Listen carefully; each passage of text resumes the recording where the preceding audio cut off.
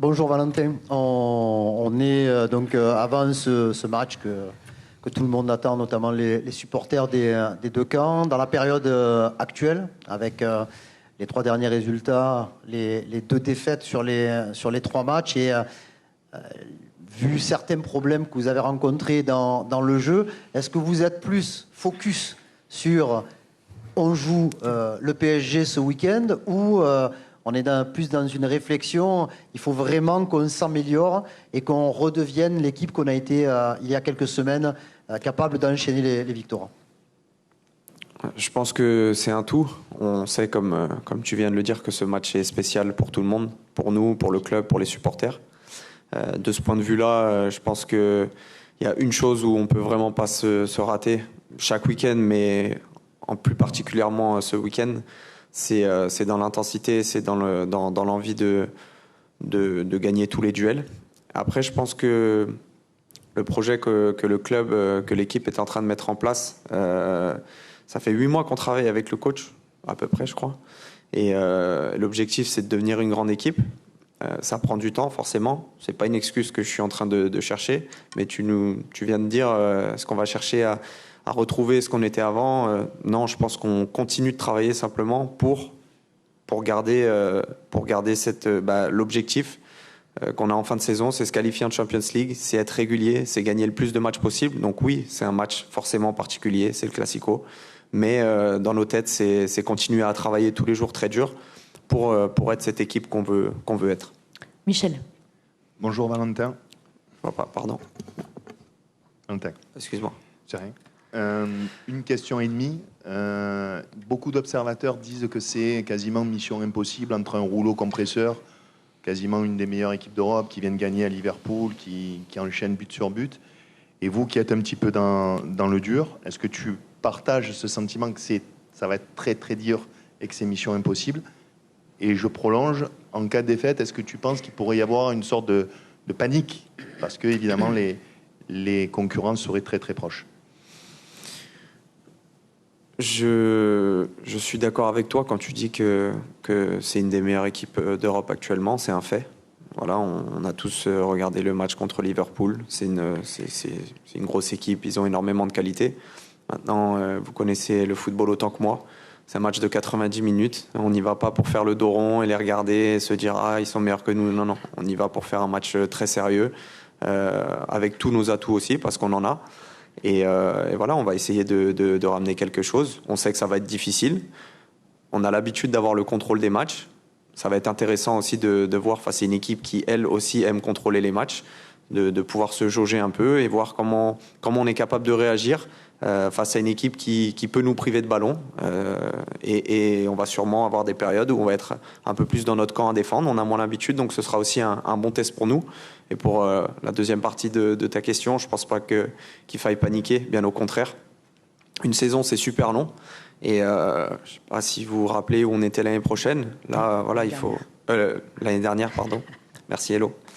Il faut se rappeler d'où on était et d'où on est actuellement. On est au mois de mars, on est 2e du championnat. Tous les feux ou presque sont au vert.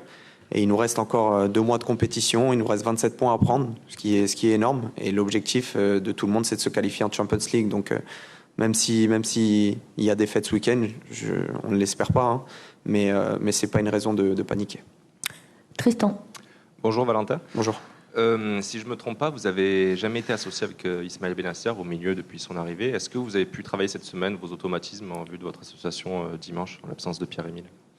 On a travaillé forcément tous les deux cette semaine. Maintenant, Isma, c'est un très bon joueur de foot. Voilà, il a un gros QI foot. Et je me fais pas de soucis sur le fait qu'on s'entende bien sur le terrain. Donc voilà, aucune inquiétude. Anthony. Bonjour Valentin, il va être forcément question beaucoup d'Adrien Rabiot avant ce match, mais on connaît tous le joueur qu'il est. Mais toi, qu'est-ce que tu peux nous dire sur sa personnalité, la façon dont il s'est intégré ici à Marseille? C'est vraiment un vrai Marseillais. Moi, je pense que ça s'est fait naturellement. Adri, c'est un très bon joueur de foot, mais c'est une très belle personne aussi. Et voilà, il s'est fondu dans le collectif. C'est un leader de par son exemplarité, de par ses performances aussi. C'est quelqu'un qui tire le groupe vers le haut, donc je pense que tout naturellement, il s'est il s'est intégré à ce bon groupe, parce qu'on a un bon groupe de joueurs, mais aussi d'hommes. Et voilà, c'est un plaisir de travailler avec lui. Ludo.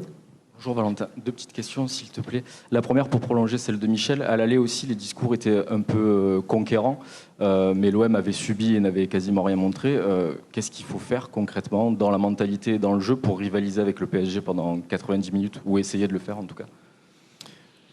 Déjà, je pense que nous ne sommes pas la même équipe qu'à l'aller. Ça faisait très peu de temps qu'on travaillait avec le coach. C'est pas une excuse, encore une fois, que je cherche, parce qu'effectivement, dans le contenu, c'était insuffisant. Mais déjà, si on y va avec nos tripes et c'est un match de foot. C'est un match de foot. On le voit tous les week-ends. Il y a des surprises.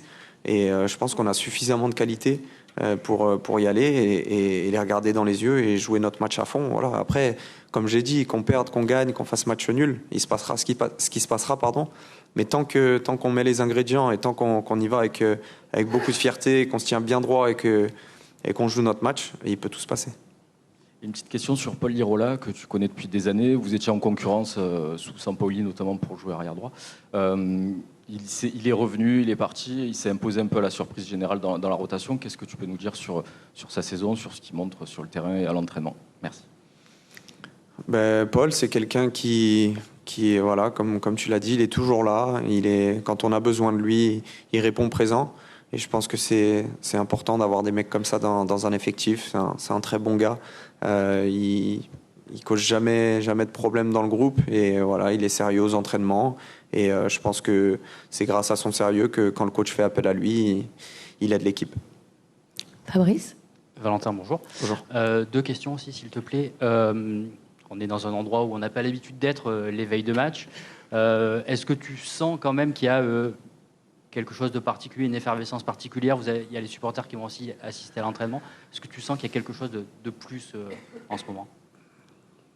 Je pense qu'on le verra encore plus tout à l'heure pendant la séance. Mais on ne prépare pas une semaine de classico comme les autres. Forcément, c'est palpable pour tout le monde.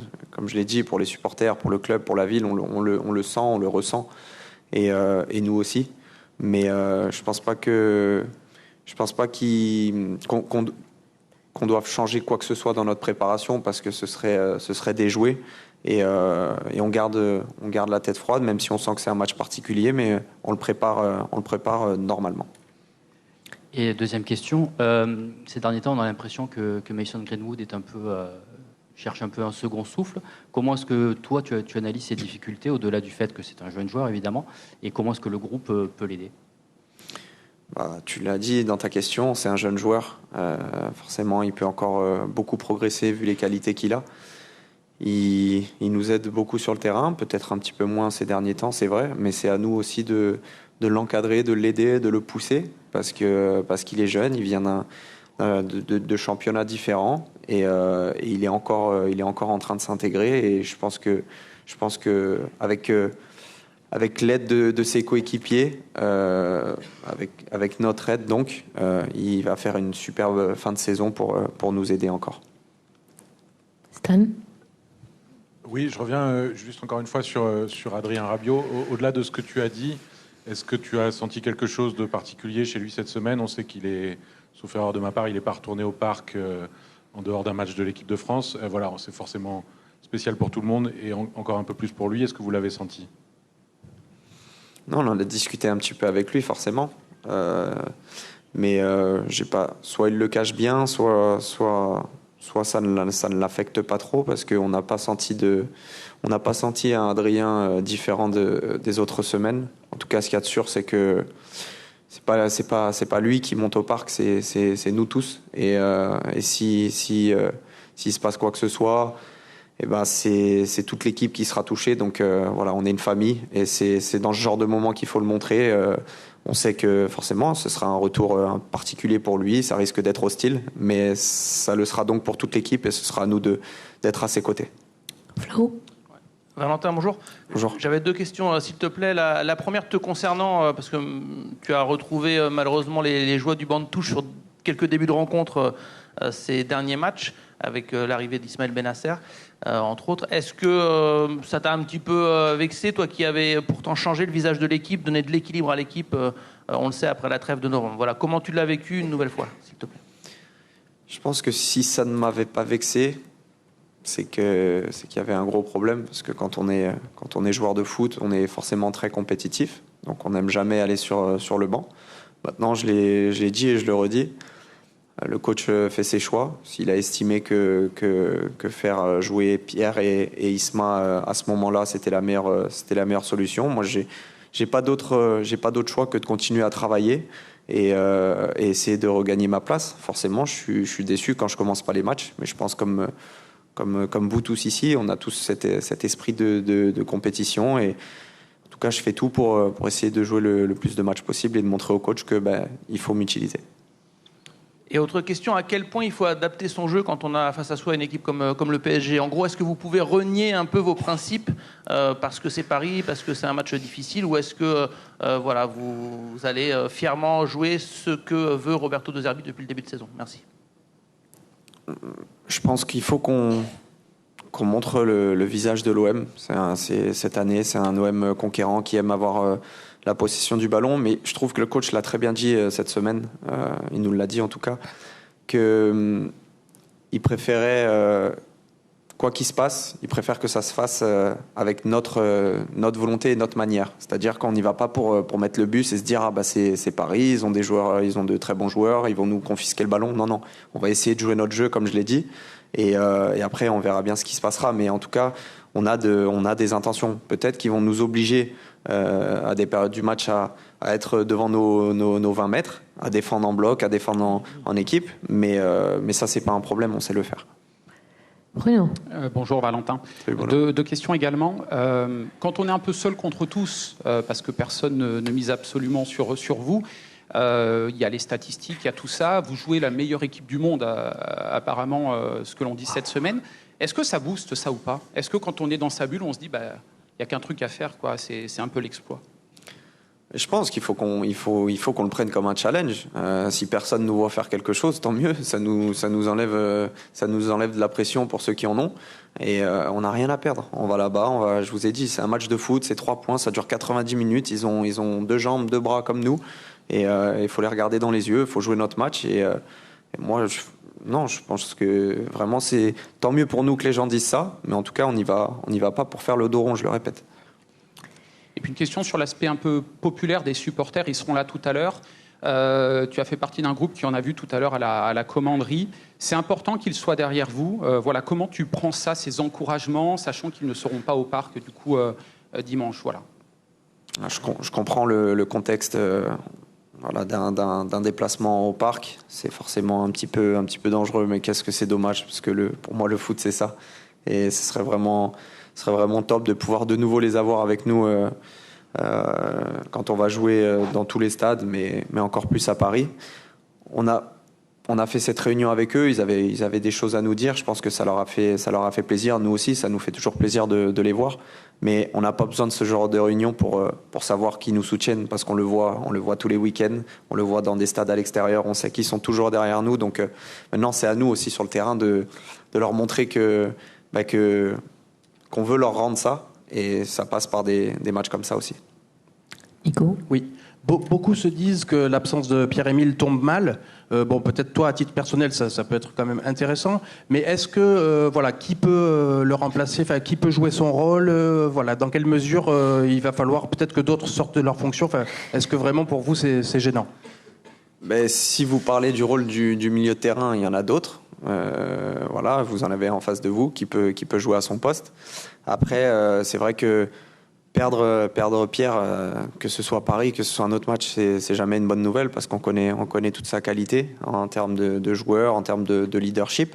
Mais je pense que quand on est une équipe comme l'OM, l'objectif c'est d'avoir un groupe avec une philosophie de jeu, et qu'on sorte un joueur ou 2 joueurs, ça ne modifie pas la qualité de cette équipe. C'est l'objectif. Alors oui, Pierre est un titulaire. Oui, Pierre fait une super saison.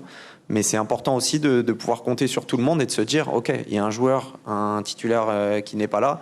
quelqu'un le remplace, ça va bien se passer. Ok, il y en a un deuxième qui n'est pas là, un remplaçant rentre sur le terrain, c'est pas grave, le niveau de l'équipe ne baisse pas.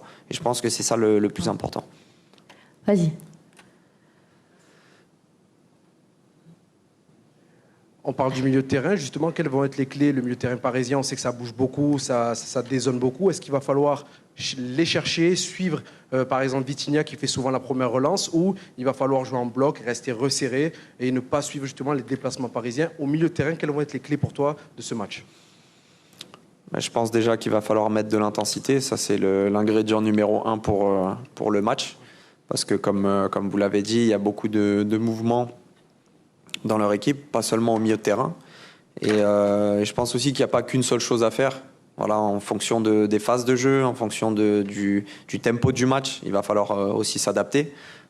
Si on est dans un momentum, on va les chercher, ou alors si à l'inverse ils nous privent un peu de ballon, qu'on est fatigué, on va plus reculer. Voilà, ça dépendra du contexte du match. Vas-y. Bonjour Valentin. Bonjour. Tu avais marqué face au Havre d'une frappe lointaine, mais hormis ça, on a l'impression que l'équipe n'ose pas tenter sa chance de loin. Est-ce que c'est tout simplement une consigne du coach, sachant que vous avez des joueurs quand même comme Rabiot, Højbjerg, même toi qui a marqué face au Havre, qui sont capables de marquer de loin? Effectivement, les frappes de loin, parfois ça peut faire sauter un verrou contre des équipes qui font bloc bas. C'est vrai que contre nous, on rencontre pas mal d'équipes qui défendent en bloc. On devrait sûrement tenter un petit peu plus. Maintenant, le coach a une volonté aussi, c'est d'attaquer en pensant à la perte. Et le fait de frapper, il peut y avoir un contre et prendre une contre-attaque derrière. Et c'est ce que le coach ne veut pas. Donc effectivement, il faut toujours terminer nos phases de possession par un centre, par un tir. Mais c'est mieux quand c'est contrôlé. Allez, carrément fini. Ouais, Valentin, pour revenir un petit peu sur ta première réponse, quand tu dis que ça fait 8 mois que le coach est là et que vous essayez toujours d'avancer, de progresser semaine après semaine, comment tu juges, toi, là, aujourd'hui, avec les résultats aussi qui sont arrivés dernièrement, comment tu juges votre progression et adaptation à la méthode du coach Roberto De Zerbi? Est-ce que tout est assimilé? Est-ce que c'est encore perfectible? Beaucoup perfectible? Quel est ton avis là-dessus? Je pense que tout est perfectible, notamment parce que le coach aussi découvre notre championnat. Voilà, lui aussi, il a une période d'adaptation. Et tout ce qu'il a voulu nous inculquer comme philosophie de jeu, ça a pris du temps. Je pense que vous l'avez vu, qu'au début de la saison, on n'était pas prêt. Là, on maîtrise ce qu'il nous demande, mais tous les jours, il en veut plus. Tous les jours, on en veut plus. Et donc, dans ce sens-là, c'est forcément perfectible. Maintenant, je pense que le plus gros du travail, c'est plus forcément de s'adapter au 3+2, au 3+1, à l'animation. C'est vraiment dans la tête, se dire que chaque jour on doit se donner à 200% et que tous les entraînements, c'est comme des matchs. Et c'est plutôt sur cet aspect-là qu'il faut qu'on travaille tous encore un petit peu pour devenir une grande équipe. Et je terminerai juste avec les observateurs, les supporters. Tout le monde attendait un résultat différent face à Lens pour préparer aussi ce match de dimanche. Mais Léo Balerdi, chez nos amis de Grand Central, la semaine dernière, disait qu'il attendait ce match aussi pour savoir où se situer par rapport au Paris Saint-Germain et aussi pour voir si l'équipe avait véritablement progressé par rapport au 27 octobre dernier. Est-ce que tu es toi aussi? Est-ce que vous êtes tous en bloc dans cette réflexion? Oui, je pense que c'est le but de ce match-là aussi, c'est de voir à quel point on a progressé. J'espère qu'on a beaucoup progressé, mais en tout cas de faire un match dans le contenu, dans l'envie différent du match aller. Comme je l'ai dit tout à l'heure, je pense qu'on n'est vraiment plus la même équipe. Ça ne nous assure pas forcément de gagner ce week-end, c'est pas ce que je suis en train de dire, mais en tout cas, on est plus à l'aise sur le terrain, on a une mentalité qui est différente. Pour ce qui est du résultat contre Lens, on était tous déçus, nous les premiers, vraiment, ça nous a mis un coup. Mais la saison, elle est encore longue, il reste 27 points à prendre. On est deuxième du championnat. Voilà, il y a vraiment pas le feu. Je pense que tout ou presque est positif sur cette saison. Et si on continue comme on le fait avec le sérieux qu'on a, on va réussir à atteindre notre objectif qui est le même depuis le début de la saison, se qualifier en Champions League. Merci. On va enchaîner avec le coach. C'est son anniversaire, au fait, aujourd'hui. Je ne sais pas si vous le savez.